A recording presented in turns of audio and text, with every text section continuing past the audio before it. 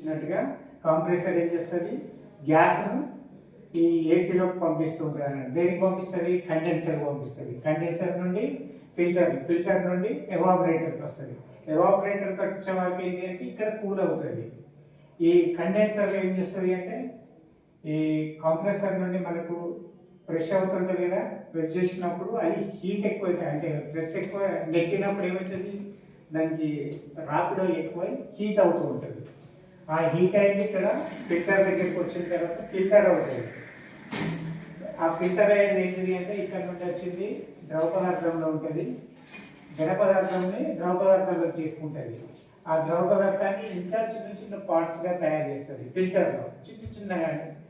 ఆ ఫిల్టర్ నుండి ఆ చిన్న పదార్థం ఏంటిది ఎవాపరేటర్కి వస్తుంది. ఎవాపరేటర్ రాగానే ఇక్కడ ఏంటంటే కూల్ అవుతుంటుంది, ఫ్రిడ్జ్ మొత్తం కూల్ అవుతుంది.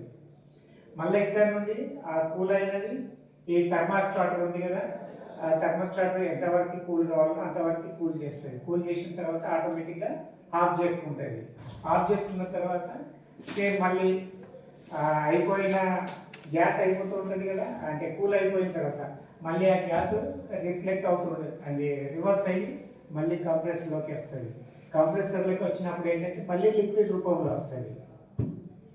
ఇక్కడ ఎవాపరేటర్ చిన్న చిన్న పార్ట్స్గా వెళ్ళిపోతుంది. మనం ఫర్ ఎగ్జాంపుల్ తుమ్ముతాం చూడండి, తుమ్ములు వస్తూ ఉంటాయి, చిన్నగా వస్తుంటాయి.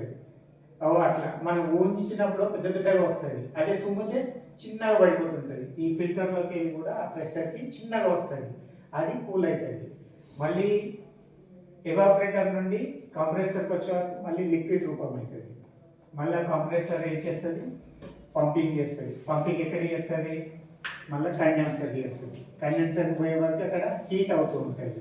ఎందుకంటే ఫోర్స్ ఎక్కువ అవుతుంది కనుక మనం నెడుతుంటే హీట్ అవుతూ ఉంటుంది. మనకి కండెన్సర్ వర్క్ చేస్తుందా చేస్తలేదో తెలుసుకోవాలి అంటే ఈ గ్యాస్ పోతుంటుంది కదా, ఆ గ్యాస్ కండెన్సర్లో పోయిన తర్వాత హీట్ కావాలి. కండెన్సర్ హీట్ కాలేదు అంటే అది వర్క్ చేస్తలేదు అన్నట్టు. హీట్ అయితే మాత్రమే కండెన్సర్ వర్క్ చేసినట్టు, హీట్ కాకపోతే పని చేయట్లేదు. అది మనం గుర్తుపెట్టుకోవాలి. ఈ కండెన్సర్ నుండి ఫిల్టర్లకు పోతుంది.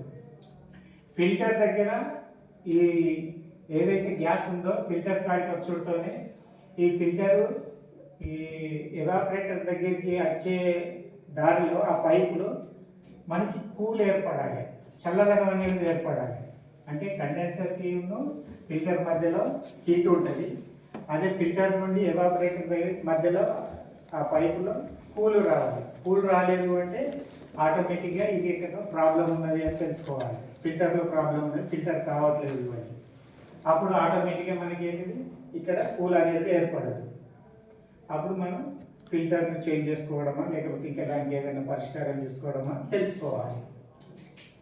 ఓకే, ఇట్లా మనకి ఫ్రిడ్జ్ అనేది ఆటోమేటిక్గా సర్కిల్ లాగా వర్క్ చేస్తూ ఉంటుంది.